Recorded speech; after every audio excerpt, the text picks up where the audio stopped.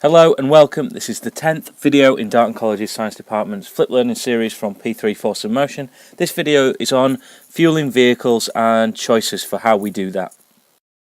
So the aim for this video is that by the end of it, you should be able to compare different fuels used in road transport, including fossil fuels and biofuels.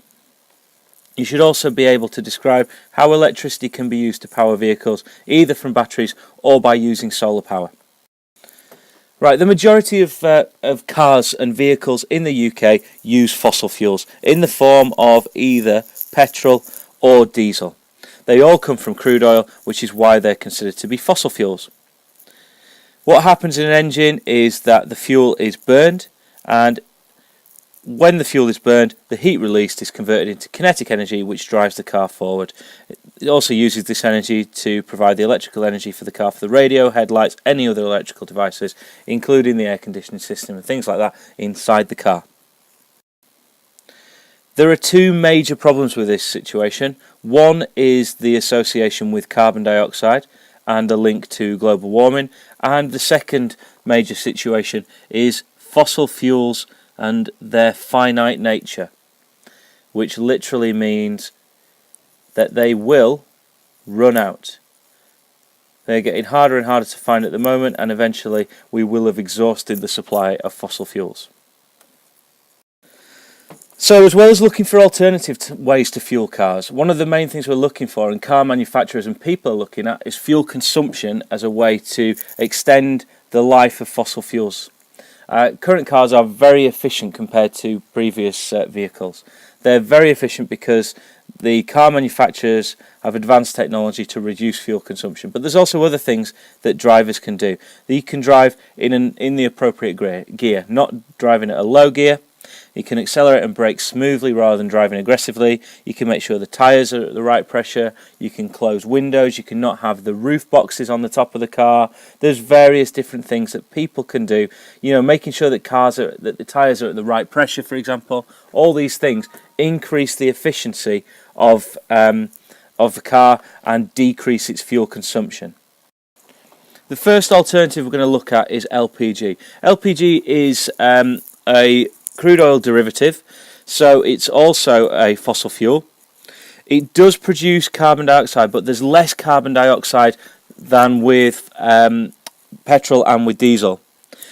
It's a much more cleaner burning fuel than petrol or diesel, so there are fewer associated pollutants.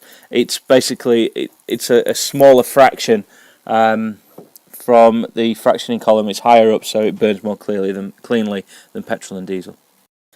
Another alternative that people are looking at is biofuels. This bus here runs on biodiesel. Biofuels and biodiesel do produce carbon dioxide that does go into the atmosphere, but because they have been produced from plants, the fuels are described as being carbon neutral. That means that the amount of carbon dioxide that the plant takes in when it grows is equal to the amount of carbon dioxide released when that fuel is burnt. There are problems associated with this. You're basically taking away land that could be used for food crops when you're growing things for fuel, which increases the cost of food. You might not think that's a very big problem in this country, but there are places in the world where that is a significant issue. There are also such things as hybrid cars. Hybrid cars involve electric and petrol engines. They kind of get the best of both worlds. Electric cars are notorious for being really poor in terms of performance and in terms of top speed and range and things like that. So with a hybrid, what you have is essentially a car that runs on the motor at slow speed but uses the petrol engine when travelling greater distances. It also uses that petrol engine to charge its batteries, which means that it saves a hell of a lot of energy, and the fuel consumption within the car is much lower than in a standard petrol engine. True electric cars are just starting to be produced economically and commercially for the first time. They basically have large batteries, and in the batteries they store chemical energy which can be released as electricity, which can power the car. There's no burning involved at that point, so they're not associated with global warming, although somehow the electricity has to be generated, so there's probably some combustion of fossil fuels going on at some point in the life cycle of the fuels that they are using. Disadvantages of electric vehicles. They are not very quick and the acceleration is limited. You might have recognised this car from Jeremy Clarkson doing something on Top Gear using it. They also have really poor range because they can only store a certain amount of energy. For example, a friend of mine has just bought an electric car, an electric BMW, which has a range of 100 miles. So it must be fueled or charged every 100 miles, which is fine because it's most journeys are less than 100 miles, but you need a good infrastructure for plugging that car in. This is the point about pollution and global warming. Although the cars themselves do not produce any carbon dioxide, the electricity has to be manufactured and produced somehow. Manufactured is a bit poor. Most of this is done at power stations in the UK that burn fossil fuels. So the electric car is still indirectly producing global warming. And I suppose the panacea of cars for the future is a solar-powered car that generates electricity directly from sunlight and therefore produces no pollution. There is also a motorbike that's been made, I think it was in India, where they used a wind turbine to power the car. It needed to get up to a speed where the wind turbine started working, but as soon as it was working, that wind turbine would then provide the electricity for that car to then run.